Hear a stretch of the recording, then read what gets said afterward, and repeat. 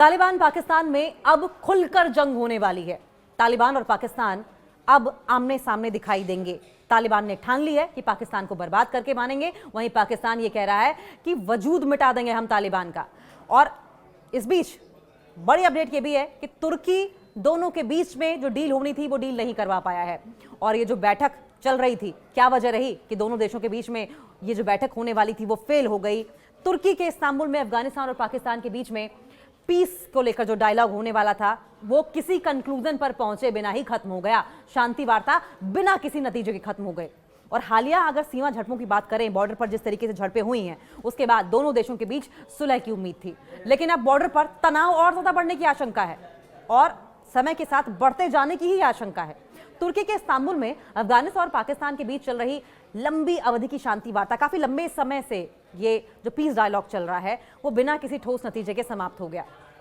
देखिए, रॉयटर्स के मुताबिक उसकी रिपोर्ट ये कहती है कि दोनों देशों के बीच हालिया सीमा संघर्षों के बाद ये बातचीत बेहद अहम मानी जा रही थी। लेकिन अब इसके विफल होने, इसके अनसक्सेसफुल होने से क्षेत्र में तनाव बढ़ने की आशंका गहराती चली जा रही है। दोनों देशों के प्रतिनिधि हाल के हफ्तों में हुई घातक झड़पों के बाद सुलह की दिशा में आगे बढ़ने की कोशिश कर रहे थे। अक्टूबर की शुरुआत में अफगान और पाकिस्तानी बलों के बीच सीमा पर भीषण गोलीबारी हुई थी, जिसमें दर्जनों लोगों की मौत हुई थी। और ये टेंशन, ये संघर्ष 2021 में तालिबान के काबुल पर नियंत्रण के बाद सबसे गंभीर हिंसा बताई गई। दोहा में टेम्पररी तरीके से सीज फायर पर सहमत हुए थे। दोनों देशों ने 19 अक्टूबर को दोहा में टेम्पररी युद्ध विराम पर सहमति जताई थी, जिसके बाद इस्तांबुल में तुर्की और कतर की मध्यक्षता में, तुर्की और कतर की मीडिएशन में दूसरे दौर की बातचीत शुरू हुई। लेकिन डायलॉग के दौरान कई मुद्दों पर मतभेद बने और बातचीत बिना किसी समझौते के खत्म हो गई। तालिबान पर आरोप और तनावपूर्ण बातचीत। पाकिस्तानी सुरक्षा सूत्रों, पाकिस्तान के जो सिक्योरिटी सोर्सेज हैं, उनके मुताबिक अफगानिस्तान तालिबान, पाकिस्तानी तालिबान टीटीपी को नियंत्रण करने के लिए तैयार नहीं थे और इस पर इस्लामाबाद ने कड़ा विरोध जताया। पाकिस्तान का आरोप है कि टीटीपी के लड़ाके अफगानिस्तान में खुलेआम घूम रहे हैं, खुलेआम एक्टिव हैं, सक्रिय हैं और हाल में हमलों के पीछे वही हैं। वही अफगानिस्तान पक्ष ने कहा है कि उनका टीटीपी पर कोई प्रत्यक्ष नियंत्रण नहीं है। बातचीत के दौरान इस मुद्दे पर तनावपूर्ण बहस हुई और इसी कारण वार्ता बिना निष्कर्ष के, बिना किसी कंक्लूजन के, बिना किसी सोल्यूशन के समाप्त हो गई। दोनों देशों के बीच में अब कौन कहे कि बातचीत सुलझनी थी, अब एक नया संकट गहरा गया है।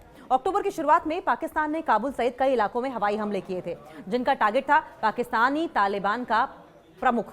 इसके जवाब में तालिबान बलों ने सीमा चौकियों पर अटैक किए, जिसमें दोनों ओर से भारी नुकसान हुआ। हालांकि दोनों देशों ने सीज फायर पर अग्रीमेंट जता दिया, सहमति जता दी। फिर भी वीकेंड होते होते, ये वो वाला सप्ताह खत्म होते होते झड़पों में 5 पाकिस्तानी सैनिक मारे गए, 25 तालिबानी लड़ाके मारे गए।